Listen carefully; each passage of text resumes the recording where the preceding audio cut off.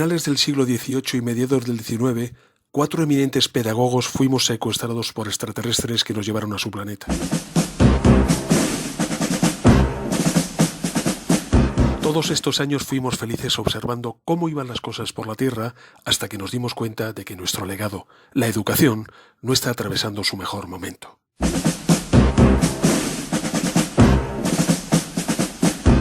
Rejuvenecidos por el clima de este planeta y dispuestos a ayudar, decidimos regresar, pero...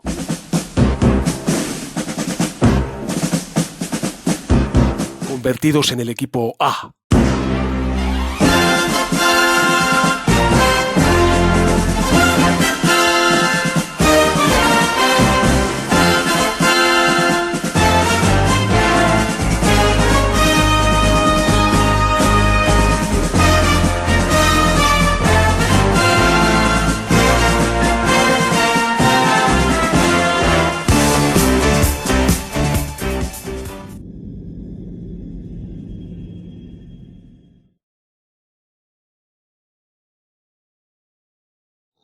Los primeros vestigios de la escuela tradicional pueden detectarse en las antiguas academias de la Edad Media, cuando el conocimiento era restringido a la clase religiosa.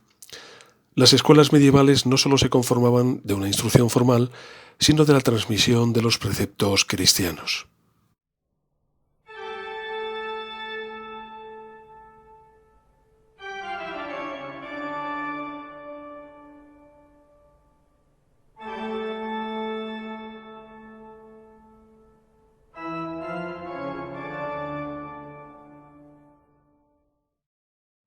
En ella se comenzó a diferenciar la educación por grupos de edad, comenzando con la enseñanza de la escritura y la lectura a los más pequeños. En todos los niveles se castigaba fuertemente por la falta de disciplina o de moral.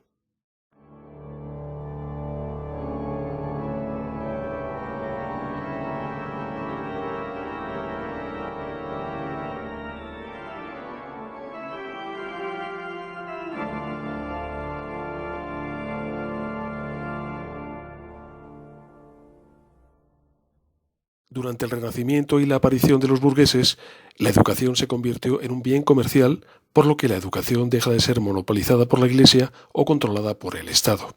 Todo aquel que pudiera pagar un maestro particular podía recibir educación. La pedagogía tradicional como tal se inició en Francia entre los siglos XVII y XVIII. En esta época se consolida la institución escolar por parte de los jesuitas bajo el liderazgo de San Ignacio de Loyola.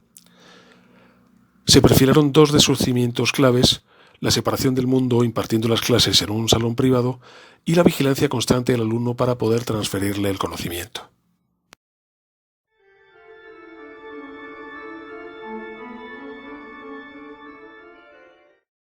Durante la fase de la Ilustración se integraron los aportes del filósofo y pedagogo checo Comenio, entre los que destaca la dedicación de una cantidad de tiempo a cada materia según su importancia, la concesión de un papel clave al maestro durante el proceso de enseñanza y la realización de evaluaciones semanales.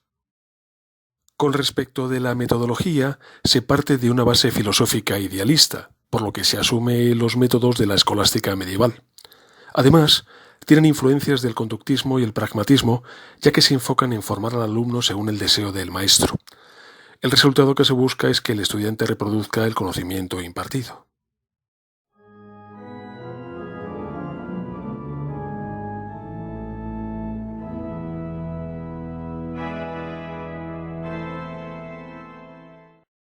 Se considera una pedagogía de transmisión en donde existe una total dependencia del profesor, quien transmite y alimenta al alumno. Las clases suelen ser expositivas, de carácter oral, y transmiten grandes cantidades de información. El aprendizaje tradicional radica en la habilidad que tenga el profesor para enseñar. El repaso tiene un papel clave, entendido como repetición exacta y detallada de lo que dijo el maestro. El único instrumento para medir el aprendizaje es el examen, que es de carácter sumativo. Se pretende comprobar si los conocimientos impartidos fueron acumulados y memorizados, lo cual dependerá de la habilidad del estudiante para retener la información.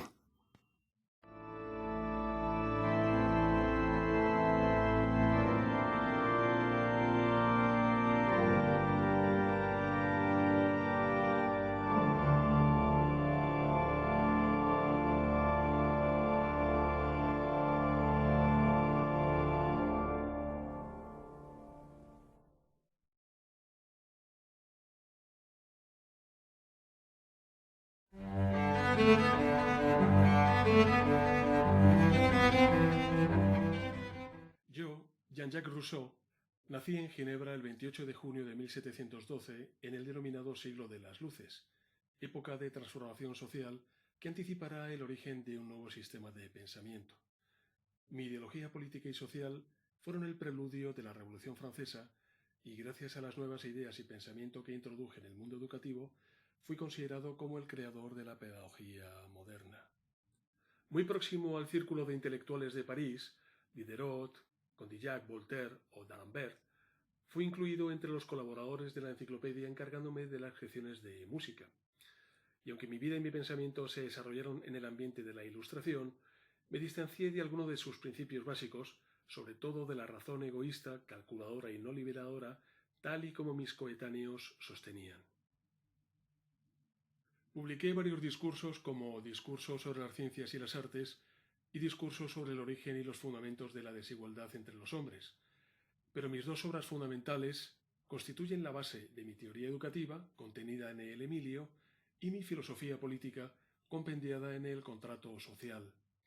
Ambos escritos fueron mal acogidos tanto por el gobierno como por la Iglesia, tanto católica como protestante, tanto así que el Emilio fue quemado en Ginebra y mis bienes fueron confiscados, siendo desterrado de Francia obligado a buscar refugio en Prusia.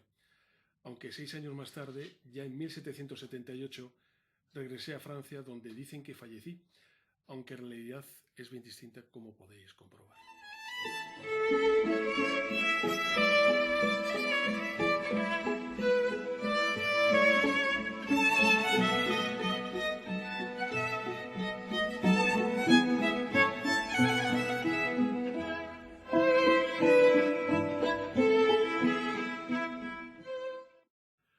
Mis escritos educativos están ligados a mis ideas políticas y tienen un objetivo claro: mostrar cómo se puede ser libre en sociedad, ya que tuve conciencia del grave daño de la época.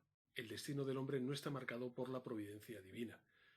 En este panorama rupturista, donde el gran logro del pacto social que los ilustrados proponen es el Estado, derrocando definitivamente el absolutismo y los privilegios de la nobleza, en mi pedagogía naturalista veo claramente la diferencia entre la mente del niño y la del adulto.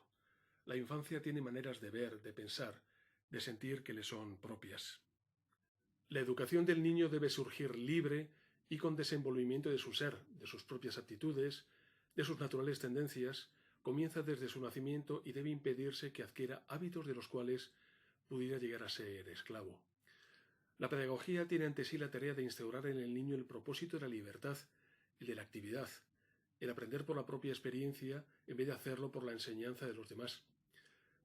Por ello fui considerado como el representante típico del individualismo en la educación.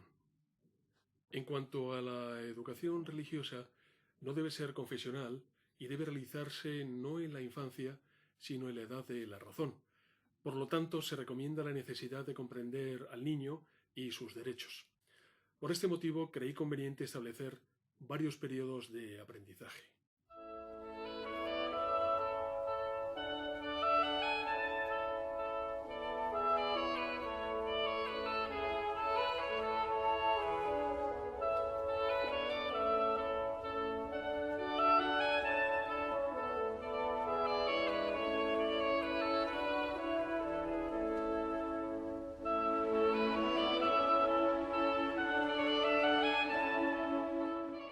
Mis grandes postulados sobre la teoría pedagógica son los siguientes. En primer lugar, planteo con vigor el problema de la educación humana general. Por otra parte, concibo la educación como un proceso vital que dura la vida entera, un proceso que tiene su significado y valor en sí mismo. En otro sentido, el niño es el verdadero factor del proceso educativo. Además, me afirmo en la idea de la tolerancia religiosa y de convicción de creencias. Este principio me lleva a la necesidad de una escuela neutra o laica y es el camino para proteger la libertad del niño. En definitiva, descubrí los principios psicopedagógicos de una enseñanza activa y funcional que no son más que enseñar por el interés natural del niño y no por el esfuerzo artificial, ofrecer una educación activa, o mejor dicho, autoactiva, y finalmente una enseñanza intuitiva. La educación comienza con la vida y en ella se debe proceder gradualmente, acomodándola a las diversas etapas del desarrollo: infancia, adolescencia y juventud. La educación ha de enseñar a vivir, ha de ser activa y realizarse en un ambiente de libertad. Aunque lo decisivo es el desarrollo del individuo, éste ha de tener un espíritu social. La educación ha de atender tanto al aspecto físico como al intelectual y moral, ya que en ella el sentimiento y la vida afectiva tienen que ocupar un lugar tan importante como la razón. En suma, la educación debe ser integral, total y humana.